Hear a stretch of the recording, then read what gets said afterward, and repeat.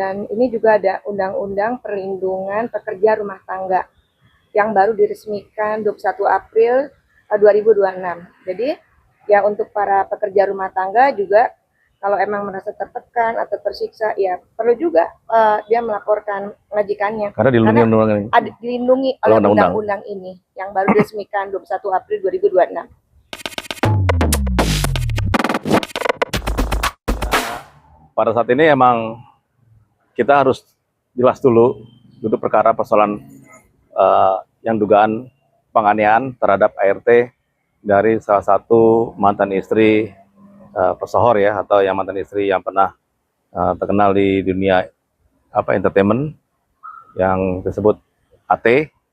Yang di dalam hal ini kita harus duduk lihat dulu persoalan ini apa sebab dan akibatnya apa.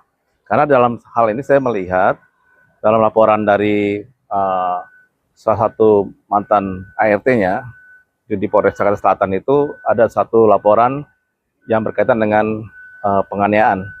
Itu dikenakan pasal 466 undang-undang ya. Jadi artinya bahwa situ jelas masuk dalam perkara penganiayaan. Nah, penganiayaan ini kan pasti ada sebab dan akibat. Nah, dalam hal ini mantan istrinya AT ini kita sebutnya E ya. Ini apakah dia memang melakukan hal tersebut karena sudah ada visum ya. Nah, sebetulnya pasti ada dampak dan sebab juga.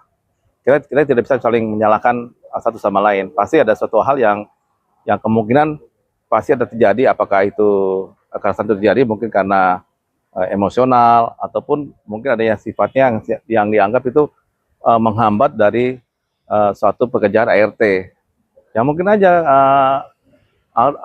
penahanan gaji ditahan oleh majikannya sehingga ada suatu berontakan atau apa ya jadilah hal tersebut jadi penganiayaan. Tapi visum sudah ada.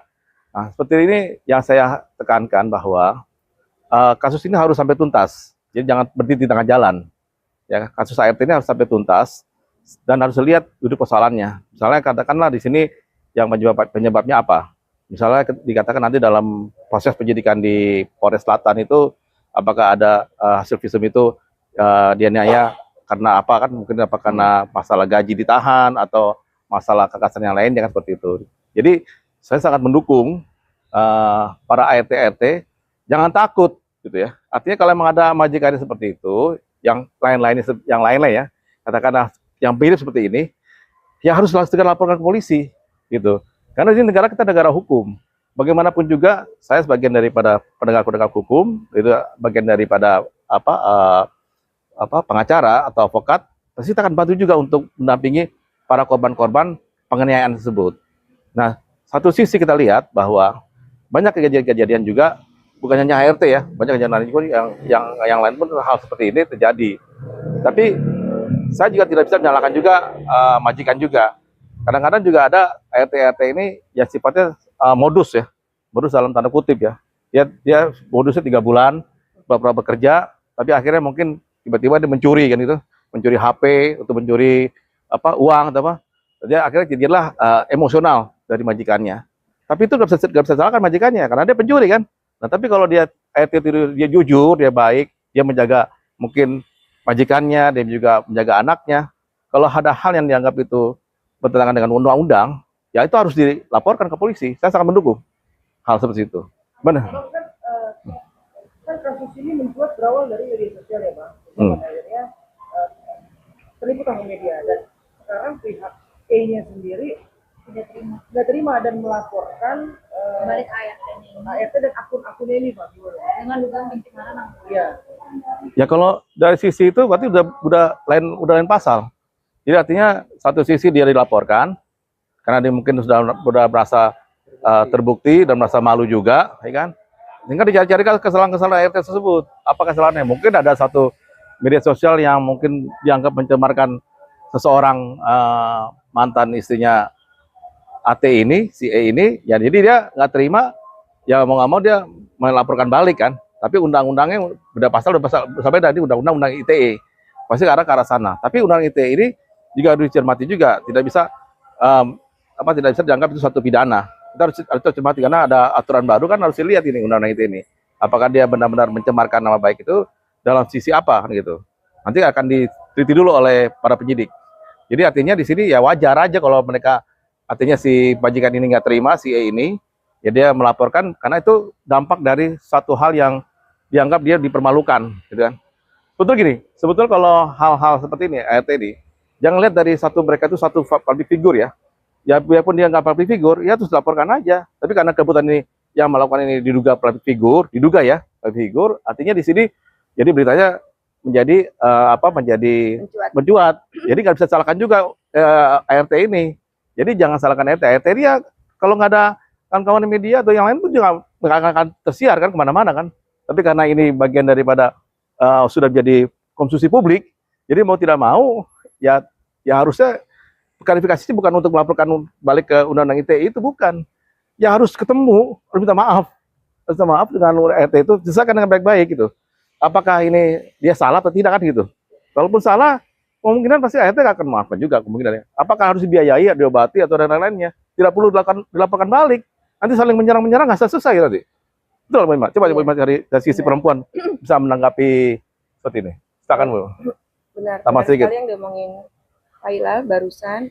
Dan ini juga ada Undang-Undang Perlindungan Pekerja Rumah Tangga yang baru diresmikan 21 April 2026. Jadi ya untuk para pekerja rumah tangga juga kalau emang merasa tertekan atau tersiksa ya perlu juga dia melaporkan majikannya. Karena dilindungi oleh undang-undang ini yang baru diresmikan 21 April 2026. Ya untuk para majikan-majikan ya harus manusiawi juga ya, walaupun dia pekerja rumah tangga, maksudnya kita juga harus manusiawi terhadap mereka gitu loh, kan mereka juga manusia. Ya kita harus tunjukin bahwa kita tunjukin kasih sayang, sama-sama lah kita butuh majikan butuh pekerja rumah tangga juga butuh uang gitu. Jadi semangat ada timbal baliknya. Jadi untuk para majikan dimohon untuk beri kerjasamanya dan berilah kasih sayang kepada PRT walaupun dia hanya PRT juga gitu. Kalau kita ada perhatian sama PRT juga perhatian juga sama kita. Mungkin dia kerja dengan benar dan sopan. Kita aja ada ART di rumah ada berapa kita? 4. Jamnya ada jamnya. Dan jam kerjanya udah di atas 10 tahun semua di rumah. Dan mereka ada batas waktu kerja juga. Nggak bisa kita perjakan mereka 24 jam, nggak bisa. Terus ada kita kasih libur juga. Manusiawi. Ya itu undang-undang kan sebagai payung hukum. Payung hukum itu dibuat oleh Komisi 3 ya, disahkan Komisi 3 untuk melindungi para pekerja rumah tangga. Jadi ART ini nggak perlu takut. Jadi kalau apapun ada kejadian, ada payung sudah Nah itu disahkan di 21 April 2026.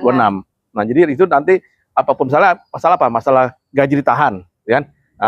Laporin. Ya. Nah, terus ada lagi misalnya kekerasan, sakiti atau jam kerja tidak normal. Ya. Nah, itu perlu juga betul ya. Benar. Nah, itu hal-hal yang sifatnya merugikan ART. Jadi undang-undang ini mengatur hak pembantu pekerja rumah tangga termasuk upah, cuti, istirahat, dan jaminan kesehatan dan kewajiban pemberi kerja ada. Ya, udahlah. Yang paling penting kesehatan. Misalnya gini, ART sakit. Biasanya kan kalau sakit, kamu kerja, nyuci baju, dan dia kan lagi sakit. Nah, paling kita obati, bawa ke dokter. Ya kan? Ada di rumah kita juga, Pak lagi sakit. Ya udah kamu istirahat dulu. Ada yang lain satunya lagi kita bantuin untuk dia kerja lagi lain. Jadi kita beri jaminan kesehatan. Saya punya kucing 26 ekor, ya. Satu orang tuh buat RT tuh ngurusin kucing aja. Itu. RT untuk rumah tangga lain lagi. RT untuk urusan mobil lain lagi. Benar nggak? Urusan untuk ada tuh.